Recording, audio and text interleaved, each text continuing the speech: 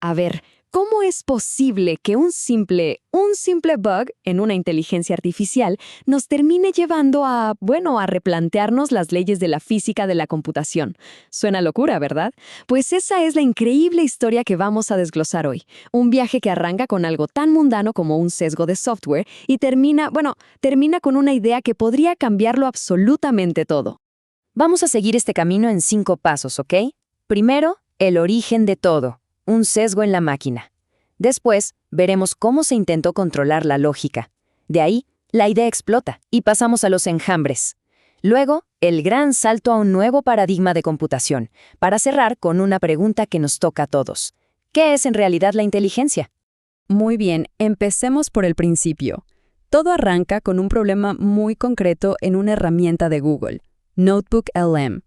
Pero lo que parecía un fallo técnico sin más, resultó ser en realidad la punta de un iceberg conceptual gigantesco. Y es que el problema de fondo no era un error de código, no, era un error de concepto. El modelo de IA que se entrenó con la inmensidad de Internet no solo aprendió datos y hechos, también aprendió nuestros sesgos colectivos. Empezó a priorizar lo que es popular sobre lo que es el lógicamente correcto. Y este es el ejemplo perfecto para entenderlo. Al analizar textos muy técnicos, la IA ponía por delante el concepto de privacidad, que es súper popular y del que todo el mundo habla, por encima de la seguridad, que es la base técnica. O sea, es que sin seguridad, la privacidad no existe. Pero no, el modelo seguía la corriente, lo que más leía en Internet, en vez de seguir la lógica operativa, un síntoma clarísimo de su sesgo. Para corregir esto, se plantearon 2 ideas clave, NFCC y CI. Ojo, esto no son parches de software.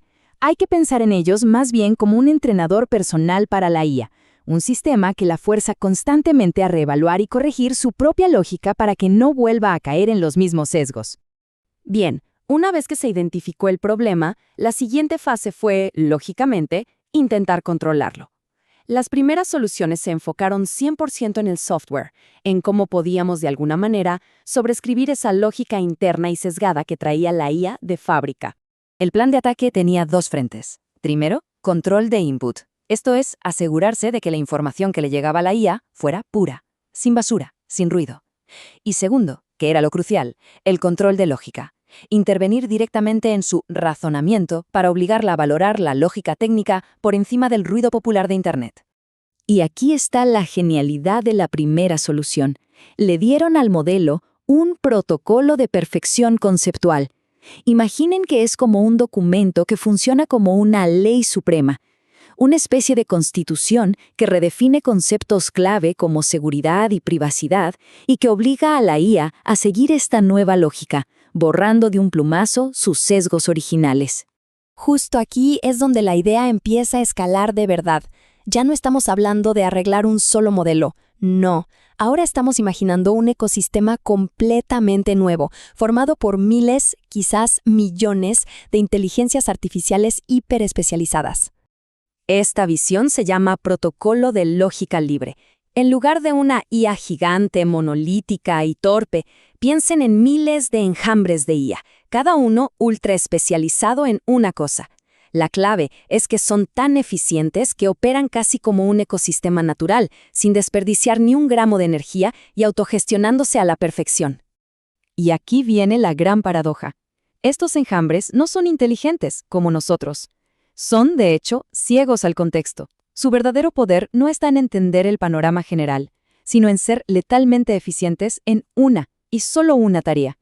Su especialización extrema, esa se lleva, es precisamente lo que los hace tan increíblemente poderosos.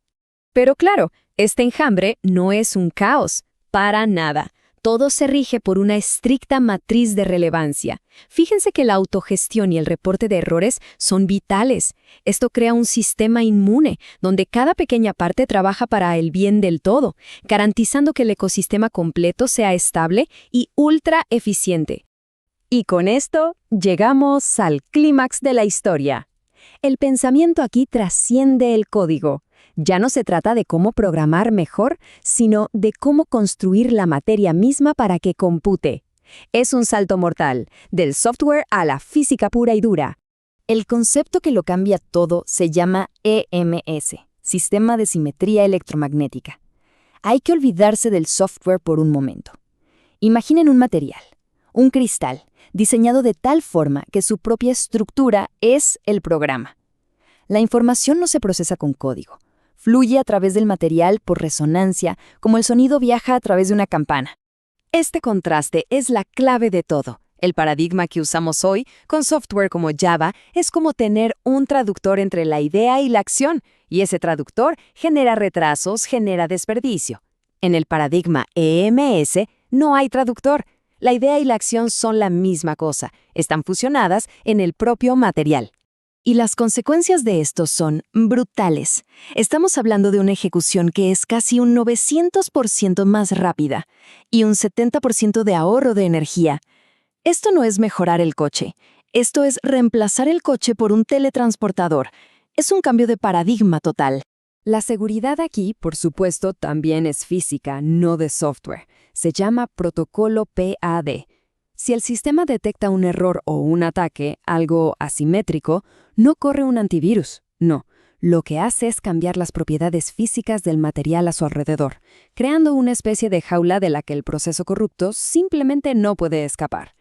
Es como crear un agujero negro a escala micro para atrapar la amenaza. Impresionante. Y todo esto se basa en una regla de oro, el códice dual simetría, que significa que un dato no puede existir solo. Para ser procesado, para ser real, debe tener una contraparte perfecta que lo equilibre, como los dos polos de un imán. Si no hay ese balance, esa simetría, la información, para el sistema, sencillamente no existe. Y aquí llegamos al verdadero salto cuántico de toda esta idea. La verdad deja de ser un concepto ético, algo que programamos en el software. Se convierte en una ley de la física. En esta arquitectura, un dato falso o un comando malicioso es físicamente inestable. No es que sea incorrecto, es que no puede existir. Es como intentar que el agua fluya hacia arriba en contra de la gravedad. Imposible. Y finalmente, todo este viaje nos lleva a cuestionarnos nuestras ideas más profundas, porque si la lógica puede ser una propiedad física de la materia, ¿qué nos dice eso sobre el pensamiento, sobre la voluntad, sobre la inteligencia misma? La reflexión es la siguiente.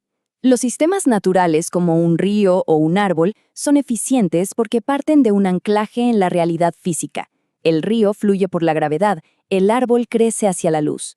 Nosotros, en cambio, a menudo copiamos la forma sin entender el fondo.